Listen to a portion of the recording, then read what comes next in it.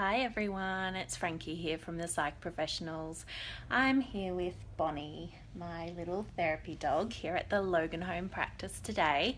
As you can see, she's a bit sleepy. What's new really? She likes to come to work and sleep sometimes, so she's having a bit of a snooze on her bed.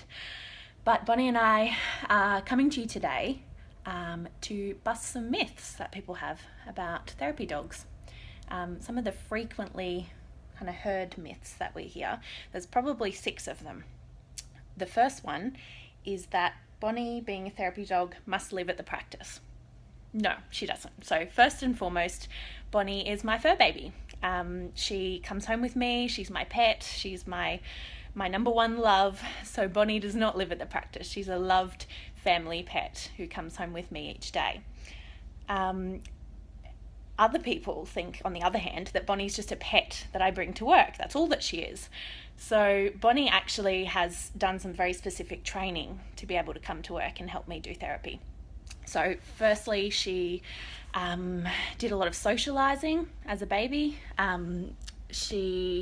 That involved me taking her to all sorts of places with me, seeing different people, seeing different environments, hearing different noises, all of those sort of things.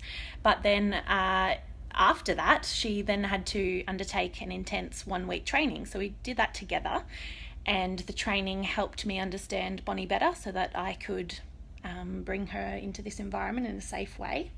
It helped Bonnie, we call it affectionately Brave School, because it helped her be even braver than she already was. It helped her be brave to different noises, different animals, high pressure environments, those sort of things.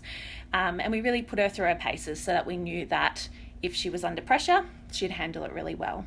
And Bonnie passed with flying colours, which is why she got her therapy dog coat.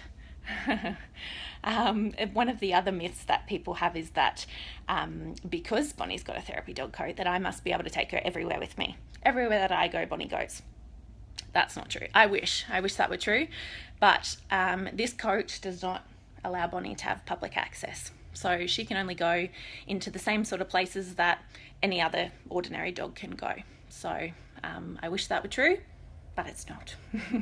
The other thing with her coat is that people often assume that when she's wearing her coat, you're not allowed to touch her.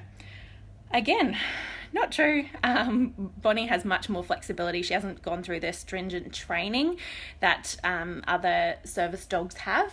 And it means that we don't expect quite as much of her either. She doesn't have to assist me. She doesn't have to be my eyes. She doesn't have to do any of those things, which means that it's not quite as strict. So we love when you see Bonnie, well, she loves getting lots of pats and cuddles, and she's a bit naughty too. She'll probably jump up on the couch to say hello and all those sort of things. So there's not quite as many rules on Bonnie as there might be for other working dogs.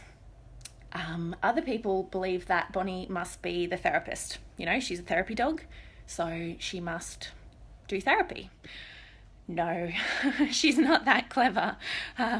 So she assists me in my role as therapist. So she unfortunately can't help you with your problems, but she can make you feel more comfortable in this environment. And she assists me to do the evidence-based treatments that myself and other psychologists use. So the actual therapy that we do using the therapy dogs isn't much different. It's based on the same principles. Sometimes we use the dogs to help us prove something in a different sort of a way, or help us with an activity that we might not have been able to do without them. So it's really animal assisted therapy. So the therapy is the same. It's just that Bonnie assists me with it.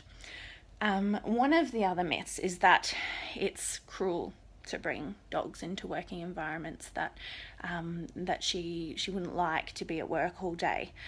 As you can see, she's very relaxed. It really isn't particularly hard work for her to be here. When she hears the door open, when the client comes in, she'll usually jump up and go say hello. because she loves the pats and attention that she gets.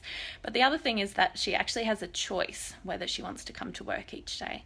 So she knows the word work. I say to her, do you want to go to work today, Bonnie? There's only been one occasion when she's said no to me, and she has kind of backed off a bit and said, no, I don't really want to come to work. And later I discovered that's because she wasn't feeling very well. So it wasn't because she didn't want to be here, it was because she kind of wanted to be left alone altogether. But on a day-to-day basis, Bonnie doesn't come to work with me every day. I don't give her the option every day. But whenever I do ask her, apart from that one time, she's always jumped for joy. So she will, there's no dragging her along. She jumps into the car herself and loves being here. So definitely not cruel for her to come and get some cuddles from the team and from clients, and have a comfy place to rest in the aircon all day, every day. She loves it. But certainly it's only once or twice a week that she comes along anyway. So it's not too much. I think that was all of the myths. I think we covered 6. Bonnie's not listening, so she probably wasn't keeping track. But if you have any other questions, anything you've been dying to know but haven't been able to ask, or anything that popped into your mind while listening to the video, just make a comment. Bonnie and I will be on to it. Most likely me, because Bonnie's not looking too energetic or Facebook active anymore at the moment. Maybe earlier this morning you might have had a chance. So just shoot us through a line, and we'd love to hear from you. But if you're in the Logan home area today, feel free to drop by and say hello to Bonnie. As I said, when the door opens, she's usually a bit more active than this. But have a lovely day, and we'll talk to you soon. But remember that at the Psych Professionals, we're here to help you live the life you deserve. I'll talk to you soon. Bye.